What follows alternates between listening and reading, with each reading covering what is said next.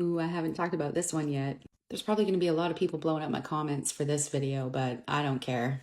My ex would grope me all the time, and I fucking hated it.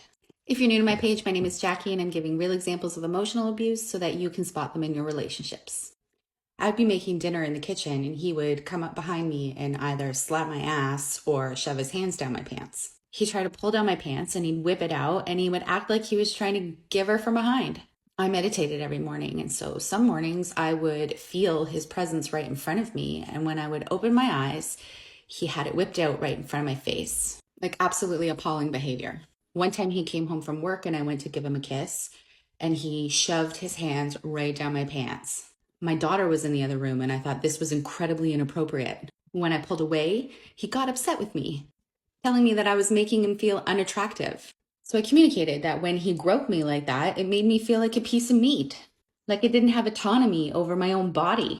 I shared my experiences of the Me Too movement and how I've had so many experiences with men where I've said no and they just don't fucking listen. They think that they have a right to touch you whenever they want. And if you say no, then you're a tease. Now, my ex believed that because we were in a committed relationship, he had a right to my body anytime he wanted it.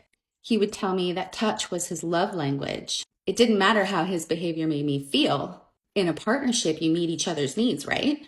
So then I start to second guess myself. Maybe he is right. Maybe I should be okay with this behavior. I tried so hard to be okay with this behavior, but something inside of me kept telling me it was wrong, and it made him incredibly unattractive to me. So then I reflected on my past relationships. No one else ever made me feel this way. So that's when I realized it had nothing to do with me, but it had everything to do with his values. Now, if you're okay with this behavior, grope on. But if you're like me and it bothers you because of the experiences that you've had with men, then your partner should be showing empathy and compassion and understanding. And they will respect your requests to keep the groping to a minimum. But misogynistic men view you as property.